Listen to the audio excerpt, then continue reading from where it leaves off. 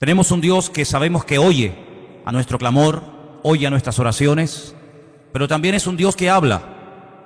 Imagínense ustedes lo que sería estar toda una vida, desde el día que le conocimos hasta el día que el Señor nos lleva a su presencia, hablando con Él, pidiéndole cosas, abriéndole nuestro corazón, pidiéndole por nuestro trabajo, por nuestros hijos, por nuestra familia, en fin, por lo que sea, y que el Señor nunca, en todos los días, en todos los años sirviéndole, todos los años de haberle conocido, que nunca nos dijera ni media palabra. Imagínense lo que sería estar casado con un hombre o con una mujer, que tú le cuentas tus problemas, tus necesidades, cómo te ha ido el día, si has peleado con el jefe de la empresa, si has tenido un problema con el niño, si el niño se cayó, si sacó buenas notas, si aprobó, si estás enfermo o enferma, y que tu cónyuge en todos los años de tu matrimonio, 10, 15, 20, 30 o lo que sea, nunca te dijera absolutamente nada, ni bueno ni malo. Sería una situación tremendamente triste, ¿sí o no?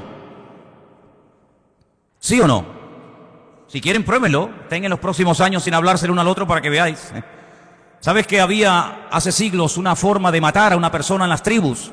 Matarlo lentamente, torturarlo, y era practicar lo que se llamaba el ostracismo. Era no hablarle, no dirigirle la palabra, no saludarlo, ni siquiera mirarlo a la cara. Terminaban muriendo de pena y arrojándose por barrancos, quitándose la vida, al ver que nadie, aunque estuviera rodeado de personas, nadie te dirigía la palabra.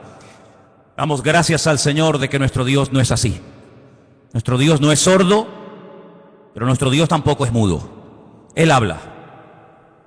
Y hay muchos textos a lo largo de la palabra de Dios donde vemos que Dios habla individualmente, colectivamente, durante el día, durante la noche, en momentos de urgencia, en la cárcel, en fin, en muchísimas situaciones, momentos y lugares de la vida. No siempre habla igual. No siempre el que tiene que oír la voz de Dios la oye. La Biblia nos enseña que hay momentos en los que la ceguera, la dureza de corazón, la actitud del hombre es tan mala que aunque el Señor le esté hablando no se entera. Y es tremendamente triste ver que a veces Dios le habla a la gente, le está mostrando el camino, le está indicando que por ahí no va bien o por aquí va bien o esto hay que hacerlo o aquello no hay que hacerlo, y él ni se inmuta, ni se entera. Es como si el mensaje le pasara por encima de su cabeza. Vamos a ver en esta tarde diferentes formas como Dios nos puede hablar a nosotros, sí, hermanos, en pleno siglo XXI. Hoy en día nuestro Dios también habla. Hechos capítulo 8. Hemos leído, nuestro hermano Marco nos leía que había comenzado la persecución en Jerusalén. Todo iba muy bonito, todo iba muy bien, pero la persecución comenzó. Los creyentes tuvieron que salir despavoridos, huyendo a diferentes lugares.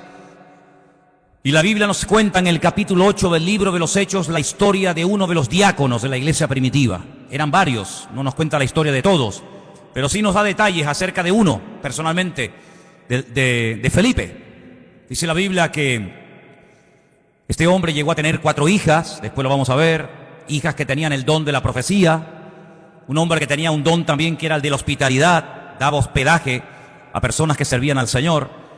Pero este fue una de las personas que salió huyendo y se fue en dirección a Samaria, donde no había llegado el Evangelio. Recuerden que estaban todos en Jerusalén desde el día de Pentecostés, o mejor dicho, desde el día de la Ascensión.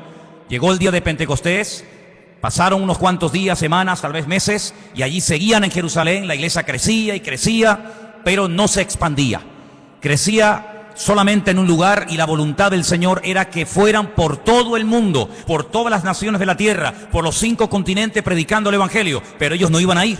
Estaban muy cómodos, muy bendecidos, estaban muy a gusto en Jerusalén, a pesar de que a veces había prohibiciones por parte de las autoridades religiosas, sobre todo, de que no predicaran el Evangelio, pero ellos allí estaban muy cómodos. Miles y miles de personas cada día venían a las reuniones, milagros, señales, prodigios, pero de ir a Samaria, olvídate. De salir de Israel, olvídate. El Señor tiene que permitir una persecución, y en esa persecución dice que Felipe se va a Samaria, allí predica, las multitudes reciben el Evangelio. Recuerden que el Señor Jesucristo había estado en Samaria, allí le había hablado a la mujer samaritana, ¿os acordáis? Dice la Biblia que los samaritanos le pidieron que se quedara allí con ellos, así que era gente muy receptiva. Pero los discípulos no tenían ninguna intención de llevar el Evangelio a Samaria, por muchos motivos. Pero estando en Samaria, en el versículo 26, capítulo 8 de Hechos, dice que un ángel le habló a Felipe. Fijaros el sistema que el Señor utiliza para hablarle a Felipe estando en Samaria. Un ángel. El Nuevo Testamento está lleno de ángeles que van y vienen llevando mensajes a personas. Y dice que un ángel le habló a Felipe y le da una orden concreta, muy clara de entender, y es la siguiente: levántate, ve hacia el sur. Él estaba en el centro del país, Samaria está en el centro. Dice, no, tienes que ir hacia el sur, por el camino que desciende de Jerusalén a Gaza, la famosa franja de Gaza. Allí. Es un camino que todavía hasta el día de hoy es un camino desierto, imaginen ustedes hace 2000 años.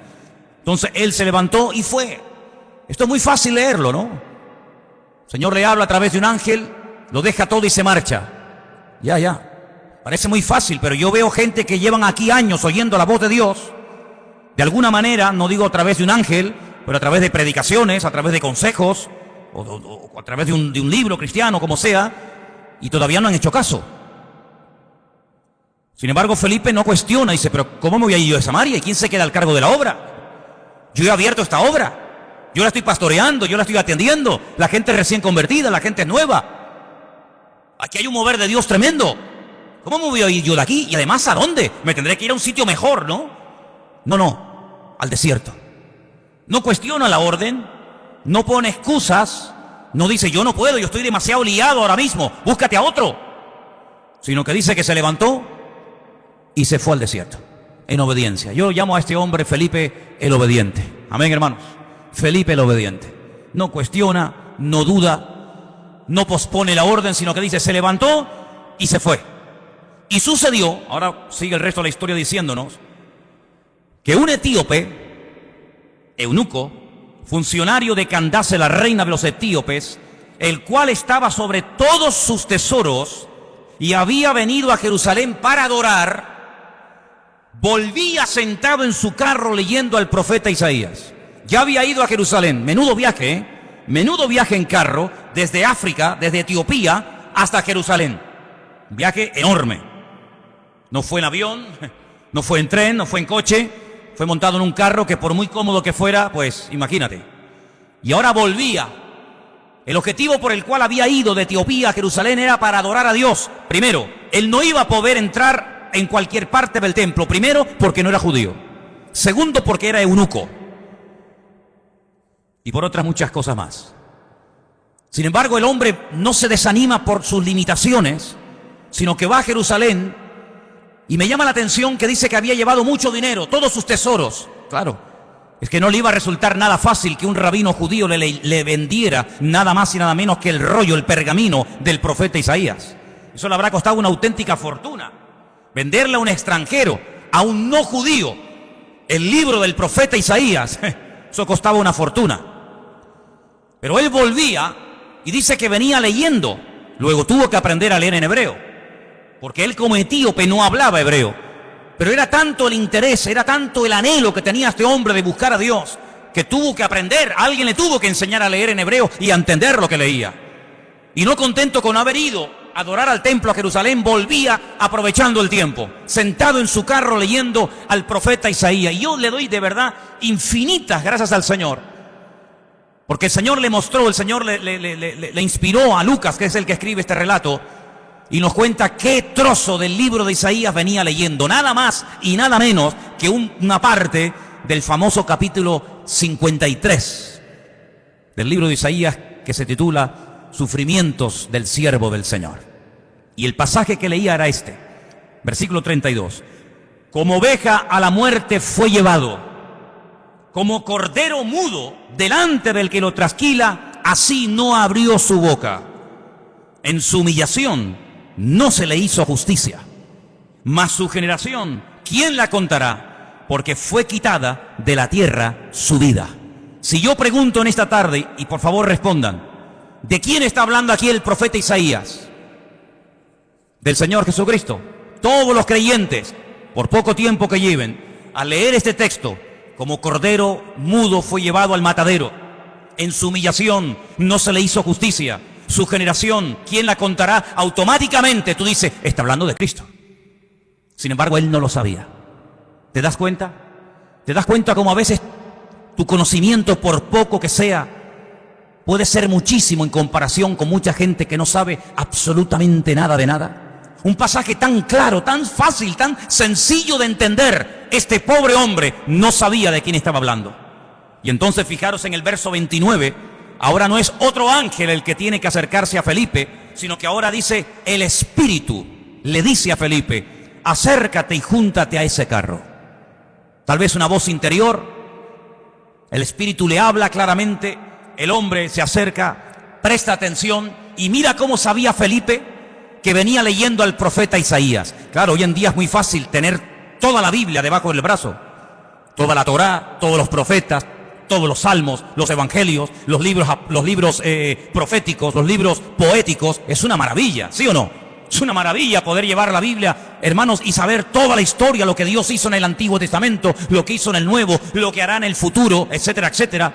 Conocer todos los detalles de la primera, de la segunda venida de Cristo, el descenso del Espíritu Santo, el arrebatamiento de la iglesia, la manifestación del anticristo. Es una maravilla tener todo en nuestras manos, pero ellos no tenían acceso a las Escrituras en aquellos tiempos. Tenían que aprendérselas de memoria. Y mira cómo Felipe no dice, ¿de quién estará leyendo? ¿Qué?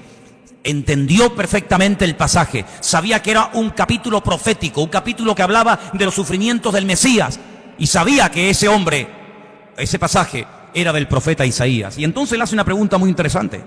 Versículo 30. ¿Entiendes lo que lees? ¿Entiendes algo de lo que estás leyendo? Y él dice, ¿y cómo podré si alguno no me enseñare? Y le rogó a Felipe que se subiera y se juntara con él. Y seguramente viajaron durante días y días viajando por el desierto, hasta que todos conocemos el resto de la historia, cómo este hombre manda parar el carro, este hombre llega a un oasis donde hay agua, pide ser bautizado, el Señor arrebata a Felipe, aparece en otra parte del país, el etíope eunuco se va por su camino, pero añade la palabra gozoso, y todos conocemos el resto de la historia. Incluso la historia nos dice que este hombre llegó a su país, llegó a Etiopía, predicó el Evangelio, y hasta el día de hoy, 2000 años después, hay una comunidad de etíopes coptos que creen en el Señor Jesucristo, que son cristianos, y algunos piensan y consideran que es el testimonio, el fruto del testimonio de aquel etíope que aceptó al Señor en el desierto. Es realmente algo increíble. Ahora, yo lo que quiero destacar sobre todo en este pasaje son las dos formas como el Señor le habla a Felipe. Primero, versículo 26, a través de un ángel. Y la segunda forma, en el versículo 29, a través del Espíritu, evidentemente a través del Espíritu Santo. Los ángeles aparecen tanto en el Antiguo como en el Nuevo Testamento. Y dicho sea de paso, por si no lo sabías, la primera persona en la Biblia que tiene un encuentro con un ángel es una mujer. Nada más y nada menos que Agar, una egipcia, la madre de Ismael, la madre de las naciones árabes. ¿Qué te parece? O el padre de las naciones árabes. Y así a lo largo de toda la Biblia encontramos ángeles que hablan a personas en momentos puntuales. Dice la Biblia que algunos a lo largo de la historia dieron hospedaje a ángeles pensando que eran personas, y no se daban cuenta de que aunque comían y hablaban y respiraban y los podías tocar, lo que tenían delante de ellos eran auténticos ángeles. Y si no, miren el caso de Abraham, invitando a comer a ángeles, invitando a comer Lot, el sobrino de Abraham, a ángeles en su propia casa. Cómo los ángeles guiaban a los profetas en el Antiguo Testamento, cómo le indicaban por aquí sí, por aquí no. Como un ángel le habló a María, como un ángel le habló a Daniel, como un ángel llegó a una cárcel y abrió la celda y sacó a Pedro de la cárcel. Y toda la Biblia está llena de manifestaciones de ángeles. Y dice la Biblia que son espíritus ministradores que están al servicio de los que han heredado la salvación, es decir, a nosotros. ¿Cuántos dicen amén? Y lo más grandioso de todo esto, que dice que el ángel del Señor, el mensajero del Señor, acampa alrededor de los que le temen y los defiende. Bendito sea Dios. Pero también habla el Espíritu. Y hay 7 versículos en el Nuevo Testamento que son iguales, 7 versículos idénticos. El que tiene oídos para oír, oiga lo que el Espíritu dice a la iglesia. Están en las famosas cartas de Juan a las iglesias del Apocalipsis, ¿verdad? Allí al final de la Biblia. Si vamos a otro pasaje del Nuevo Testamento, en el capítulo 13, versículo 2, vemos que el Espíritu Santo no solamente habla a nivel personal a una persona, como el caso de Felipe, sino que también en un momento determinado, en un culto donde hay mucha gente, el Espíritu Santo puede hablar e incluso dar nombres propios, nombres de personas. Sí, ya sé que esto es muy delicado, no se puede así por la vida, ¿verdad? Inventando cosas, pero el Espíritu, fíjense cómo se mueve aquí en el libro de los Hechos de una forma tremenda. Hechos capítulo 13, verso 1. Dice que había en la iglesia de Antioquía, en esa iglesia había profetas y maestros. Qué bonito, ¿no? Profetas y maestros. Y el nombre de estos profetas o maestros eran, pues uno era Bernabé, otro se llamaba Simón, otro era Lucio, otro era Manaén y otro era Saulo. Dice, ministrando estos al Señor y ayunando, dijo el Espíritu Santo, así claro, directo, contundente: apartadme a Bernabé y a Saulo para la obra a que los he llamado. Entonces, habiendo ayunado y orado, les impusieron las manos y los despidieron. Y ellos entonces, enviados por el Espíritu Santo, descendieron a Seleucía y de allí navegaron a Chipre. Es decir, el primer viaje misionero de la historia, primera pareja, primer grupo de personas, en este caso dos, Bernabé y Pablo, llamados específicamente en un culto público para la obra misionera, fue porque el Espíritu Santo habló a la iglesia. Y necesitamos como nunca antes que el Espíritu Santo hable a nuestras vidas y hable en nuestras congregaciones. ¿Cuántos dicen amén? Dos formas como Dios puede hablarnos y revelarnos su palabra: a través de un ángel, pero cuidado, porque el apóstol Pablo, profundizando más en el tema, dice: si un ángel del cielo se os presenta y os predica otro evangelio diferente al que habéis recibido, al que habéis oído, tenerlo por anatema, tenerlo por maldito, porque no hay otro evangelio más que el que yo os he predicado. ¿Cuántos dicen amén? La Biblia nos enseña que en el mundo angelical se produjo una vez una auténtica rebelión, porque Dios no creó a los ángeles como robots, incapaces de rebelarse, sino que vemos que antes de la rebelión, antes de la caída y desobediencia del hombre, ya previamente algunos, no todos, algunos de los ángeles ya se habían rebelado en contra del Señor. Es un misterio si todavía se pueden seguir rebelando o no, lo dejamos ahí en puntos suspensivos. Pero Dios los creó con la capacidad de rebelarse en contra del mismísimo Creador y en algunos casos lo hicieron. Y por otra parte, el Señor Jesucristo dijo que cuando Él se fuera, Él le rogaría al Padre para que enviara a otro Consolador para que estuviera con su pueblo para siempre. Dice, y Él tomará de lo mío y os lo hará saber. Él os recordará todo lo que yo os he dicho. Él os enseñará lo que ha de venir. Por lo tanto, la iglesia tiene que afinar los oídos para oír la voz del Espíritu Santo hablando a su corazón. ¿Cuántos dicen amén? Pero hay otras formas como Dios puede revelarnos su voluntad. Versículo capítulo 9 de Hechos, un poquito más adelante. Capítulo 9 nos relata la conversión de Pablo. Es el único personaje que en 3 ocasiones diferentes en el mismo libro nos cuenta su testimonio. Capítulo 9, capítulo 22 y capítulo 26. Interesantísimo, ¿eh? Qué conversión tan espectacular tuvo que ser la de este hombre. Qué impacto tan grande produjo la conversión de Saulo, que no se cuenta una vez, ni dos, sino 3. 3 ocasiones contando su testimonio en 3 lugares y circunstancias diferentes. En el capítulo 9, cuando el apóstol Pablo está recién, por así decirlo, impactado por el Señor, el versículo 10 dice: había entonces en Damasco un discípulo llamado Ananías, a quien el Señor le dijo en visión. Otra forma, el Señor le dijo en visión. No es algo que se inventó, no es algo que él dice, me parece que no. El Señor le habló claramente a través de una visión y le menciona por nombre. Le dice Ananías. Luego la visión no es para Juan, no es para Pedro, no es para Tomás, es para ti, para Ananías. Y él dice: heme aquí, Señor. Y el Señor le dijo: levántate y ve a la calle que se llama Derecha. Busca en casa de Judas a uno llamado Saulo de Tarso, porque él está allí orando. Si las instrucciones que le da el Señor son tremendas, no hay género de duda.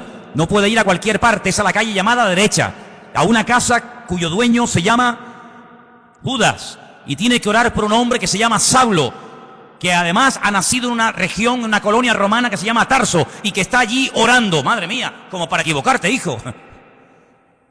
Ha visto en visión a un varón llamado Ananías, que entra y le pone la mano encima para que recobre la vista. Ya Pablo sabía que el que iba a orar por él, el que le iba a ministrar, se llamaba Ananías. Es interesante esto, ¿eh?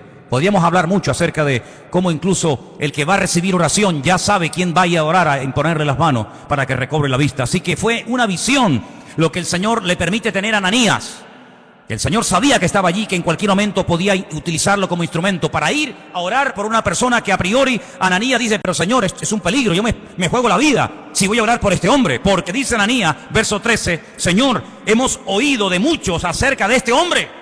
¿Cuántos males ha hecho a tus santos en Jerusalén? Este hombre es peligroso, este hombre no se anda con chiquitas. Y aún aquí tiene autoridad de los principales sacerdotes para aprender a todos los que invocan tu nombre. Y el Señor le da instrucciones y lo calma, ¿verdad? Y le dice, tranquilo, porque vas a orar por un hombre que va a ser un instrumento tremendo en mis manos. Este hombre va a llevar mi nombre en presencia de los gentiles y de reyes y de los hijos de Israel. Fíjate qué triple ministerio.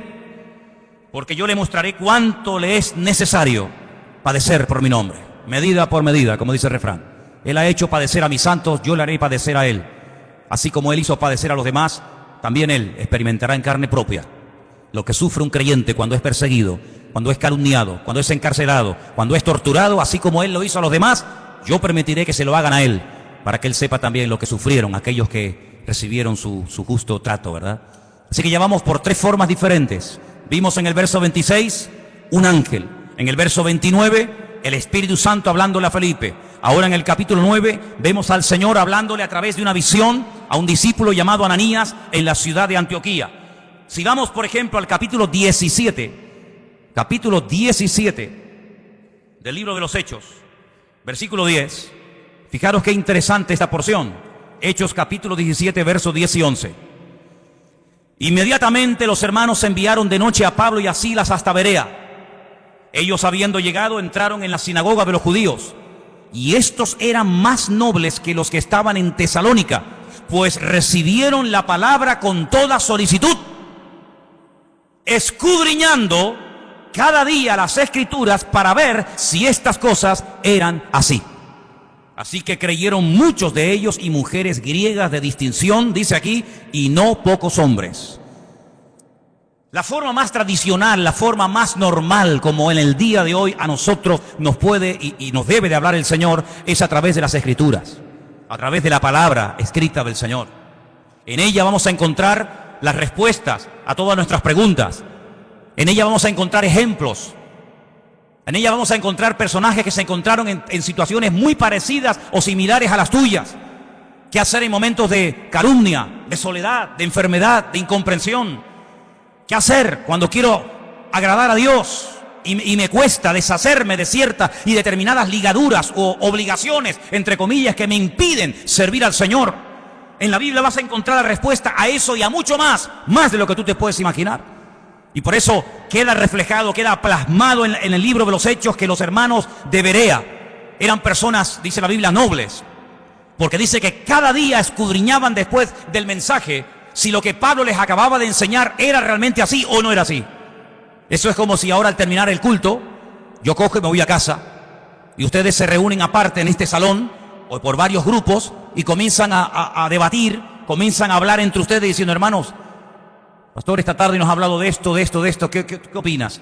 Pues oye, lo que ha dicho es cierto o no es cierto, o lo dice aquí o lo dice allá. Así hacían los hermanos de Berea, pero no con un espíritu crítico, no para buscarle el fallo, no para criticar o cuestionar la enseñanza, no, sino para reafirmarse en lo que aparentemente parecía del Señor, pero ellos querían no solamente oír, sino que la palabra avalara, que la palabra, ¿verdad?, apoyara el mensaje, la enseñanza del apóstol Pablo, lo cual me parece excelente. ¿Cuántos dicen amén?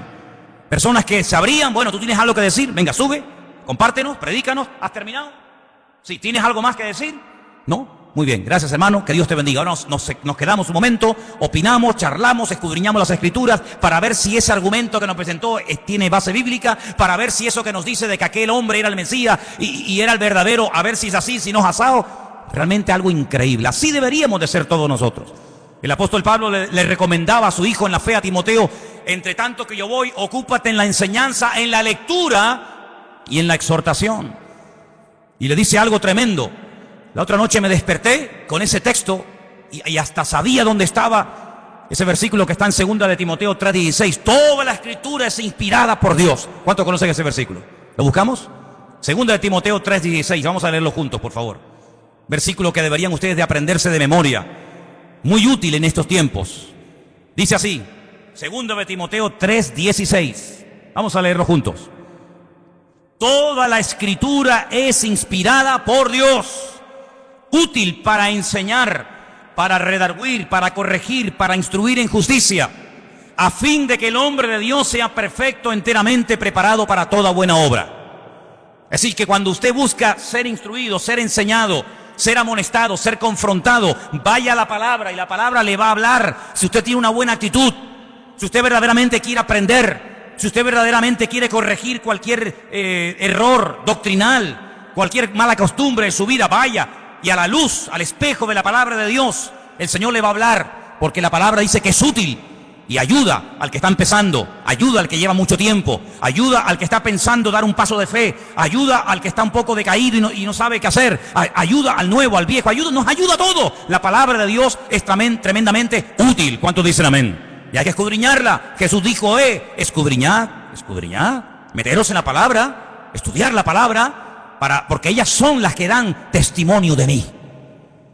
Me llama mucho la atención que cuando el Señor Jesucristo resucitó, en una de las apariciones, va caminando por un camino, llamado el famoso camino de Maús, y se acerca a dos personas que van desanimadas, van desilusionadas, porque ellos tenían una expectativa, ellos tenían la confianza de que el Señor Jesucristo era el verdadero Mesías, y como no se han cumplido aparentemente sus expectativas, van tristes, cabizbajos, van caminando, debatiendo entre ellos, y de repente se aparece el Señor y se une a la conversación. Permítame leerles en Lucas 24, a partir del versículo 21. Presten atención porque de verdad que es una porción tan interesante, tan edificante. ¿Qué hizo el Señor para levantar el ánimo? ¿Qué hizo el Señor para quitar la tristeza, la desilusión de los corazones de estos dos hombres sinceros que esperaban algo que aparentemente no se cumplió? Veamos, Lucas 24, versículo 21. Nosotros esperábamos que Él era el que había de redimir a Israel. Fíjate qué ilusionados estaban. Por fin ha llegado el Redentor, el Mesías. Esperábamos la redención de Israel. Y ahora, además de todo esto, hoy es ya el tercer día que esto ha acontecido. Parece como que por un momento les pasa por la mente el hecho de que Él había dicho que al tercer día resucitaría. Así que ya van 3 días, no lo hemos visto resucitado, no se cumplió la expectativa que teníamos en Él de que redimiría a Israel de la opresión del yugo romano, volvería a ser instaurada la monarquía, un descendiente de la casa del rey David, nos traería la libertad. Por lo tanto, todas nuestras ilusiones y nuestros sueños se han venido abajo, se han roto.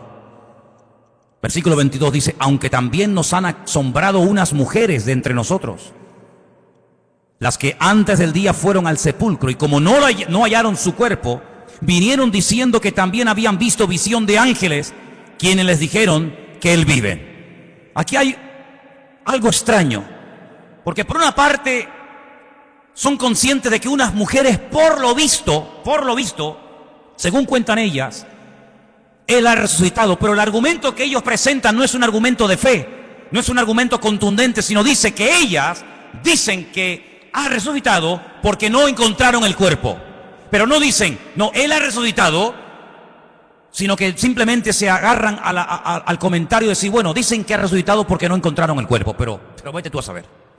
No están muy convencidos de que aquel testimonio era correcto. Además, perdonen las hermanas, en los tiempos de la Biblia, los testimonios de las mujeres no tenían ningún valor. Una mujer daba testimonio de que había visto un crimen, un asesinato o cualquier otra cosa y no era válido el testimonio de una mujer. Por lo tanto, unas mujeres de entre nosotros, supuestamente de buen testimonio, de confianza, han venido con este comentario, pero entonces dice que algunos fueron de los nuestros al sepulcro y hallaron así como las mujeres habían dicho, pero a Él no le vieron. ¿Pero cómo le van a ver si ha resucitado? Si te quedarías más tranquilo saber que algunos de los nuestros fueron al sepulcro y lo vieron allí, entonces ¿qué testimonio hay en eso? Algunos de los nuestros fueron a comprobar si verdaderamente había resucitado y cuando llegaron allí no lo vieron. Pues ¿te parece poco testimonio? Es que ese es el gran testimonio. Es cuando hemos ido a Jerusalén y nos metemos dentro del sepulcro Y algunos hermanos, no siempre, pero algunos me preguntan, dicen, una pregunta ahí, ¿y qué hemos venido a ver aquí? Digo, aquí, nada. Aquí hemos venido a ver una cueva vacía, una tumba vacía. Este es el gran testimonio. Si viniéramos aquí y viéramos que está ocupada, te aseguro que yo no hubiera venido aquí tantas veces. Pero lo grandioso de nosotros es que vamos a Jerusalén y vemos una tumba que está totalmente vacía y se puede visitar. ¿Cuántos dicen amén? Si estuviera ocupada, pues menuda ruina. Vana sería nuestra fe, dice la Biblia. Ahora escucha bien esto. Esto es tremendo. Entonces Él les dijo, ahora habla el Señor, hasta ahora han hablado ellos, ahora va a hablar el Señor y les dice, oh insensatos y tardos de corazón para creer todo lo que los profetas han dicho. Tardos de corazón, ¿por qué os cuesta tanto creer? Eso significa tardos de corazón. ¿Por qué tardáis tanto en creer? Una pregunta, ¿hay alguno entre nosotros que sea tardo de corazón? ¿Alguien que le cueste creer?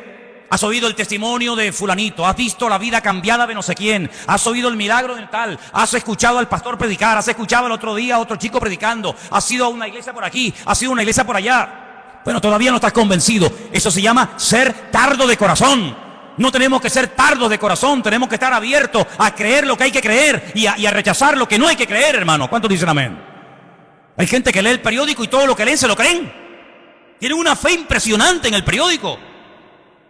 O ven un programa de televisión y se creen todo lo que los que han estado en esa tertulia acaban de decir.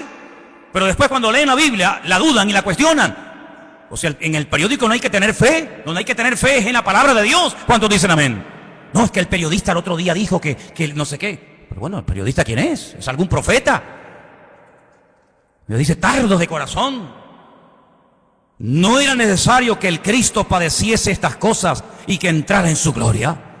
¿Es que acaso ha ocurrido algo por casualidad? ¿Es que se le ha ido de las manos el control al Eterno? ¿No era necesario que ocurriera todo esto? Su muerte, su crucifixión, su rechazo, su resurrección. ¿Era necesario todo esto? Todo ha salido perfecto. Todo ha salido perfecto. Es que Pilato podía haberle librado de la muerte, pero gloria a Dios que no le libró, aunque suene fuerte, ¿sí o no? Gloria a Dios que no dijo, pues no, yo aquí mando. Yo soy el gobernador y os vais todos para casa. Yo a este hombre lo encuentro inocente y lo perdono. Venga, Jesús, vete para casa. Menuda ruina.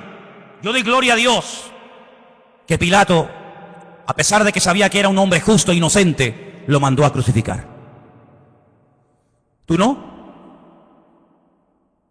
Yo me alegro muchísimo de que nada ni nadie pudo librar de la muerte al Señor. Nada ni nadie. Yo le doy gracias al Señor de que aguantó la tentación de no bajarse de la cruz cuando le decían, si eres el Hijo de Dios, bájate y demuéstralo. Él podía haber dicho, pues mira, te lo voy a demostrar, hombre. Ya me tenés hasta las narices. Pero yo doy gracias al Señor de que no se bajó. Yo doy gracias al Señor que se murió y que murió como tenía que morir. Y también doy gracias al Señor porque todas las profecías que estaban escritas acerca de Él se cumplieron perfectamente. Y por eso Él les dice, todo esto era necesario. Y comenzando desde Moisés, desde la Torá, el Pentateuco, siguiendo por todos los profetas, Isaías, Jeremías, Habacuc, Sofonías, Abdías, Malaquías, etcétera, etcétera, etcétera, les declaraba en todas las escrituras lo que de él decían. Aquí menciona a Moisés, la Torá, menciona a los profetas y menciona las escrituras. Y con esas tres palabras en hebreo forman la palabra Tanaj. Así se llama el Antiguo Testamento en hebreo, Tanaj, que es la unión de la Torá, de los Neviín y de los Ketubín, de los profetas, de los escritos y de la ley de Moisés, la Torá.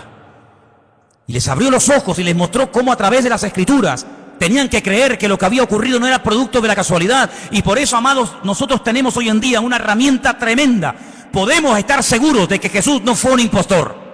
Podemos estar plenamente convencidos de que el Nuevo Testamento no es una historia inventada, de que Jesús no es un mito, un personaje histórico, pero que a la hora de la verdad no existió. Nosotros podemos tener la completa seguridad de que la palabra que tenemos en nuestra mano no ha sido ni tergiversada, no se la ha quitado, no se la ha añadido, es una palabra perfecta. Y el cielo y la tierra podrán pasar, pero su palabra permanecerá por toda la eternidad.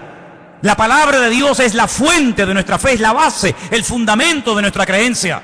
Las profecías se cumplieron todas, no faltó ni una por cumplirse. Y no eran producto de la casualidad, sino que todo estaba bajo el control del Señor. Y hoy en día les digo, hermano, que ese Dios que controló la primera venida de Cristo tiene todo bajo su control, y todo lo que está ocurriendo porque Dios así lo está permitiendo. permitiendo. ¿Cuántos dicen amén? Porque ni una hoja de un árbol se cae sin permiso del Señor. Y cuando el Señor esté a punto de venir, y cuando tenga que manifestarse el anticristo, y cuando vengan los dos testigos, y cuando venga la señal de la bestia, y todo eso que hemos estudiado durante años, todo ocurrirá como tiene que ocurrir, porque la palabra de Dios es viva, es eficaz, y es verdadera, y es perfecta, y no se equivoca, y tenemos en nuestra mano el mejor regalo del mundo, la salvación y la palabra del Señor. ¿Cuántos dicen amén? Gloria a Dios por la palabra de Dios. Gloria a Dios, hermanos. Pues léanla, estúdienla, escudriñenla. Si alguien busca voluntad de Dios, métete en la Biblia, métete en la palabra, levántate temprano, acuéstate más tarde si quieres, y comienza a leer y a buscar por aquí y a buscar por allá, y seguro que el Señor te hablará a tu vida, porque el Señor siempre habla a través de su palabra. Fíjate qué poder tan grande tiene la palabra de Dios, que hasta Cristo la usó para atacar al diablo cuando era tentado en el desierto de Judea. Podía haber usado cualquier otro argumento, ¿sí o no? Pero sin embargo, ¿qué hizo? Usar la palabra. Escrito está, escrito está, escrito está. Y con esas palabras desmanteló las tentaciones del diablo y pudo tener un ministerio eficaz, un ministerio victorioso, porque la palabra de Dios le da efectividad a nuestra vida. Bendito sea Dios. Así que hemos visto cómo los ángeles pueden ser en un momento determinado usados por el Señor para hablarnos. Vemos cómo también el Espíritu Santo puede hablar claramente en la iglesia o a nivel personal. Vemos cómo a través de una visión, a través de la palabra. Capítulo 21 del libro de los Hechos, hay algo muy interesante que aquí se menciona, y aparece un personaje poco conocido, pero que trae un mensaje muy interesante. Estamos en el libro de los Hechos, capítulo 21, versículos del 8 en adelante. La intención de Pablo es ir a Jerusalén. Él está de visita en la casa de Felipe. Volvemos otra vez a mencionar a Felipe, aquel que le testificó al etíope eunuco en el desierto, ¿os acordáis? Ahora está viviendo en Cesarea. Se menciona no el nombre de su esposa, pero sí nos dice la Biblia que tenía 4 hijas que eran profetisas, eran doncellas. Vamos a leer Hechos capítulo 21, verso 8. Al otro día, saliendo Pablo y los que con él estábamos, fuimos a Cesarea, y entrando en casa de Felipe, el evangelista, ya no es el diácono, ahora ya tiene un título, ahora ya se le reconoce que tiene un ministerio, y es el de evangelista. Dice que era uno de los 7, posamos con él. Este tenía 4 hijas doncellas que profetizaban. Qué bonito, ¿no? 4 hijas doncellas que profetizaban. Pero a Pablo no le dijeron nada. Es interesante, ¿eh?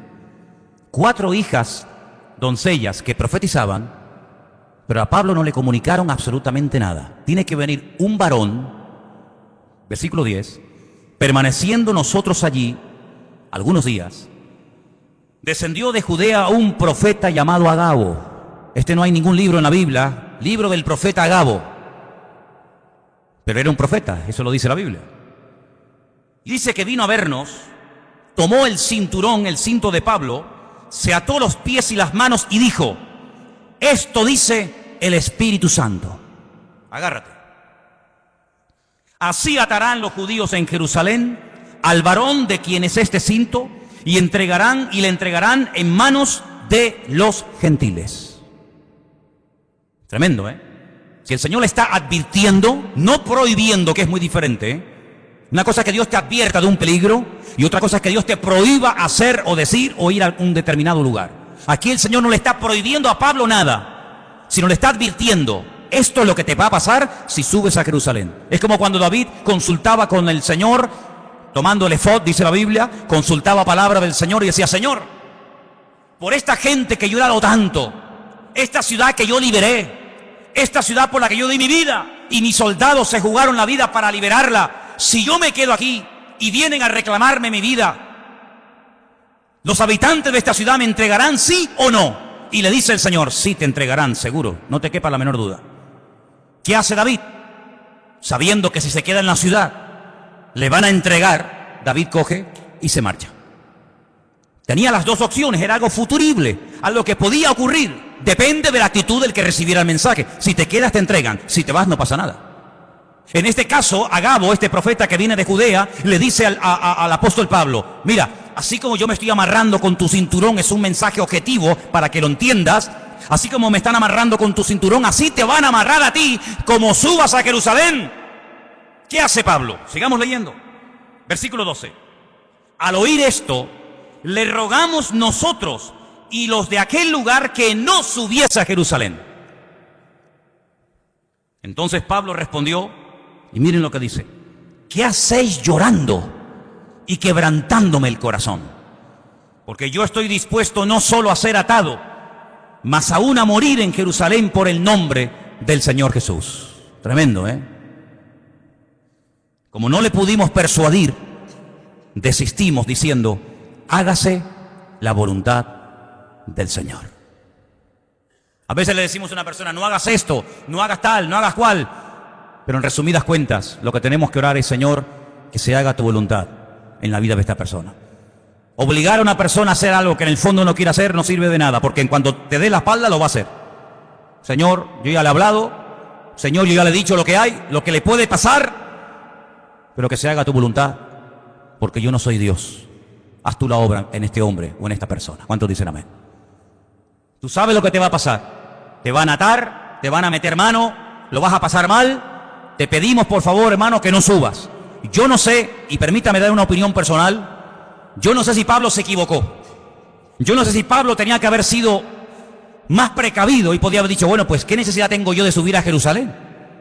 Voy a seguir predicando en otros lugares. Yo no sé si Pablo pecó de imprudente.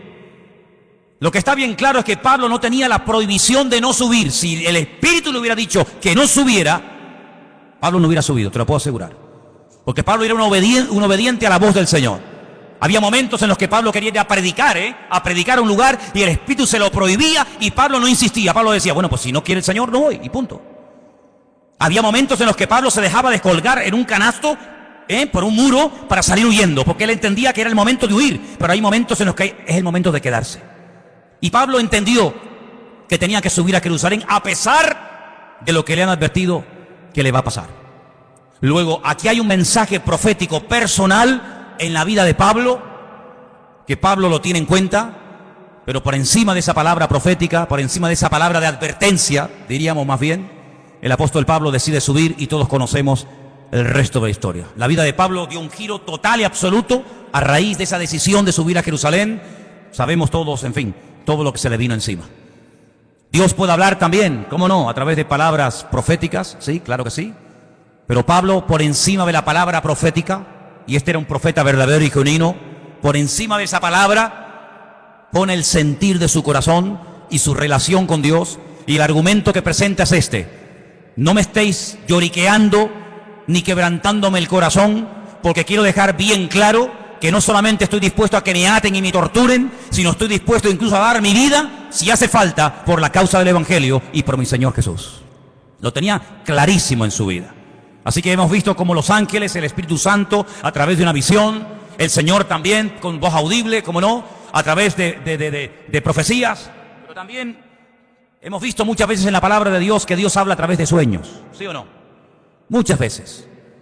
El caso de José, el caso del otro José, el del Nuevo Testamento, que dice la Biblia que el Señor le habló en un sueño, que tenía que aceptar a su mujer, que no la había engañado, que no le había mentido, ¿verdad? Hay momentos en la Biblia en los que Dios habla a través de sueños.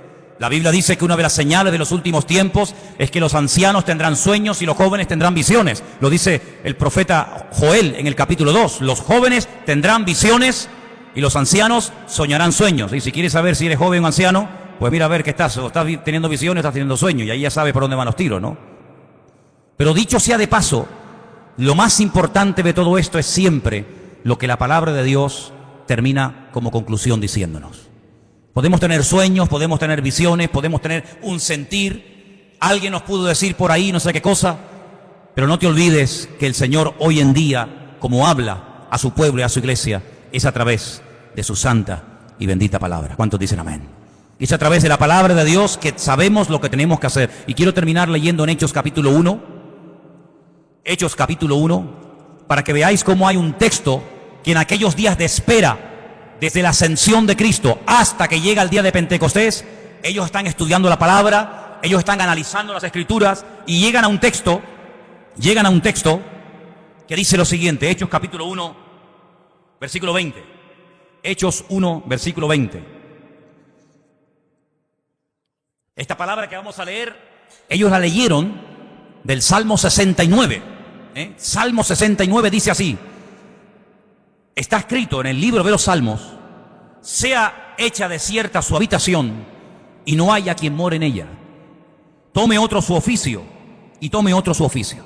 Ellos interpretaron por este versículo del Salmo 69, repito, ellos interpretaron que había quedado un vacío cuando Judas, uno de los discípulos, se ahorcó y se quitó la vida.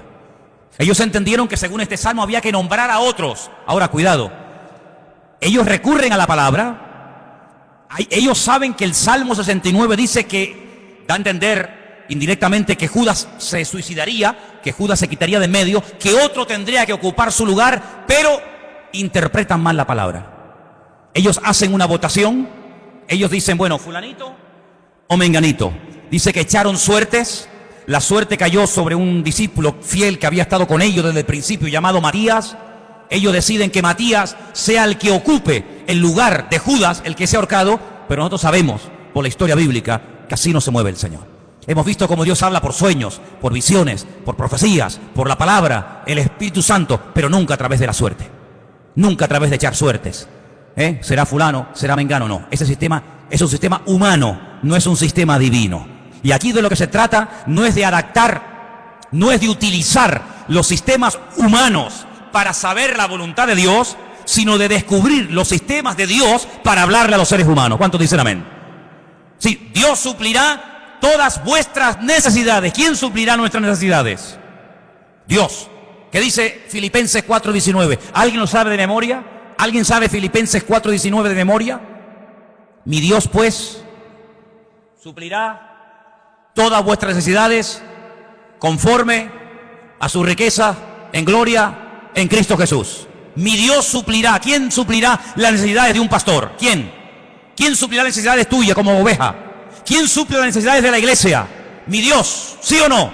Dígalo fuerte. Mi Dios suplirá mis necesidades. Pero vamos a comprar la lotería por si acaso. Vamos a ver. Usted ha dicho ahora mismo, literalmente, la promesa del Señor en Filipenses 4:19. ¿Para qué compra entonces la 11? ¿Para qué hace la quiniela? ¿Para qué juega los juegos de azar? Bueno, mi Dios, usted ha dicho que mi Dios suplirá mis necesidades, ¿sí o no? Pues si es mi Dios, que lo haga Dios. No le eche una mano a Dios. No dice la palabra que otro tomará su oficio, ¿sí? No dice la palabra que la casa de Judas quedaría desierta, que el hueco quedaría porque él mismo se quitó de en medio, ¿sí? Porque Dios lo llene. Si Dios nos nombró a nosotros, ¿a ti quién te nombró, Juan? ¿A ti quién te llamó, Pedro? ¿A ti quién te llamó, Tomás? Y a ti, Juan, y a ti, Bartolomé, y a ti, Mateo. ¿Quién te llamó a ti? A mí me llamó el Señor. Dice que estuvo toda la noche orando, ¿sí o no? ¿Os acordáis? Toda la noche estuvo orando. Y al día siguiente dice, Juan, Andrés, Santiago, y Él los llama. Bueno, pues si nos llamó a nosotros así, ¿por qué ahora nosotros queremos echarle una mano a Dios de llenar un vacío que Él permitió que se vaciara? Que lo llene el Señor, porque su palabra, para que se cumpla, el que tiene que actuar es Él y no yo. Entonces ustedes tienen que madurar y tienen que crecer para daros cuenta de que no puede haber incongruencias con la fe. No se pueden mezclar sistemas divinos con sistemas humanos. Dios habla por sueños, amén, gloria a Dios. Nadie cuestiona eso, hermano. Dios habla por ángeles, amén. Dios habla por profecías, Dios habla por su palabra, el Espíritu Santo habla, amén. ¿Te parecen pocas formas? ¿Te parecen pocos sistemas? ¿Que falta alguno más? ¿Que te tienes que inventar un nuevo sistema para que Dios te hable? No te tienes que inventar nada, tienes que amoldarte a los sistemas bíblicos. ¿Estás buscando la voluntad de Dios? Gloria a Dios, me parece estupendo. Pero no es Tim Marín de Dos Pingües, Cucaramaca, Titirifue. No, no es eso. Señor, háblame. Y el Señor te puede hablar esta noche. El Señor te puede hablar en una profecía, a través de un mensaje, a través de un ángel. Claro, ¿cómo no te va a poder hablar el Señor si el Señor no ha cambiado? Pues si el Señor no ha cambiado y tú tienes la fe y la creencia de que Él no ha cambiado, que Él ni es sordo ni es mudo, amén, ni es sordo ni es mudo, Pues abre tu corazón a las formas que Dios ha escogido para revelarte su voluntad y no pongas tu sistema nuevo que no tiene nada que ver con el sistema de Dios. Cuando Dios quiso llamar a Abraham, ¿a quién llamó? ¿A quién llamó? A Abraham. Cuando el Señor quiso utilizar a David para que fuera el segundo rey de Israel, le dijo a Samuel, vete a la casa de Isaí, son 8 hermanos, pongan en una bolsa los 8 nombres y venga, vete sacando. No, este no es, este sí es. ¿No? Porque para ti es difícil saber entre 8 cuál es el verdadero, pero para mí no. ¿Amén? ¿Cuál será? ¿Será este? ¿Será el otro? El Señor sabía cómo se iba a llamar el segundo rey de Israel, ¿sí o no? Pues vete y unge a David. Y a ese fue el que ungió el Señor. El Señor sabe dónde vives. El Señor sabe cómo te llamas. El Señor sabe qué número de zapato tienes. Tu DNI lo conoce el Señor, tu ADN, tu grupo sanguíneo. Lo conoce absolutamente todo. Dice que nuestro embrión nuestros ojos vieron al Señor. Por lo tanto, amados hermanos, no tengamos temor de que no vas a saber qué hacer en la vida, porque el que busca halla, el que llama se le abrirá y el que pide recibe, dice la palabra. Lo que hay es que buscarle de corazón, lo que hay es que buscarle de verdad. Pero ahora te digo lo siguiente, si tú lo buscas de verdad, si tú le pides, Señor, háblame, si tú le pides, Señor, guíame, si tú le pides, Señor, úsame, si tú le dices, Señor, cuenta conmigo, cuidado, porque Dios te va a tomar la palabra. Y cuando Dios te hable, ya no tienes excusa. Cuando Dios te diga, sí, úsame, pues venga, ahora la obra. Ay, pero espera, no. Tú me dijiste que te usara y yo te quiero usar y tú me estás poniendo pega. Ahora no, mañana, y espérate que no sé qué, y espérate que no sé cuánto. No hagas un plan paralelo. Tú tienes que adaptarte al plan y al diseño y al propósito de Dios para tu vida y no tener tú un plan paralelo y de vez en cuando te metes en el plan de Dios y de vez en cuando quieras que Él se meta en el tuyo. No, hay solamente una línea y es la línea que Dios te marca, no la que tú te estás inventando a tu manera. El Señor dice, encomienda al Señor tu camino. Confía en Él y Él hará. Eso es lo que dice la Biblia. No hay otra forma, no hay otra manera, no hay ningún atajo, sino que siempre hay el mismo precio a pagar. Sinceridad, perseverancia, constancia, y el Señor es galardonador de los que le buscan. Si tú estás buscando palabra de Dios para tu familia, para tu matrimonio, para tus estudios, para tu presente o para tu futuro, si estás buscando palabra de Dios, no que Dios te bendiga tus planes, porque Dios no tiene ninguna obligación de bendecir tus proyectos, Eso es lo que a lo mejor alguien te enseñó, pero yo no te lo enseñaré nunca. Dios no tiene ninguna obligación de avalar y de apoyar tus negocios, tus proyectos, tus ideas, tus planes, tus anhelos y tus sueños de la vida. No, te equivocas. Dios bendice lo que es de Él, lo que Él manda que se haga, lo que Él manda que se ejecute. Eso es lo que Él bendice y prospera y respalda y sostiene. Lo demás no tiene nada que ver con sus sueños. Cierra tus ojos en esta tarde, allí donde estás. Yo te he enseñado. Dios habla a través de ángeles. Dios habla a través de su Espíritu Santo. Dios habla a través de visiones. El Señor habla con voz audible, personalmente, a través de su bendita palabra, a través de palabra profética, a través de sueños. Mira, 1, 2, 3, 4, 5, 6, 7 formas diferentes. 7 formas diferentes. Qué curioso, Toda la música que existe, toda la ópera, toda la música que existe, cualquier estilo que sea, está basado en 7 notas. Con 7 notas principales, de ahí se ha hecho toda la música. Con las poquitas letras de nuestro abecedario, de nuestro alfabeto, se ha escrito todos los libros y toda la poesía y toda la literatura que está escrita en nuestro idioma. No falta nada, no falta ni una sola letra, no falta nada ni sobra nada, todo está perfecto. Con estas 7 formas que te he mostrado esta tarde, es más que suficiente para que tú, hermano y hermana, conozcas la voluntad de Dios para tu vida.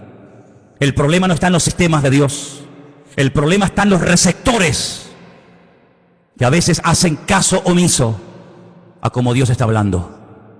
Pero en esta tarde, Señor, te doy gracias porque tú hablas a través de sueños y de visiones.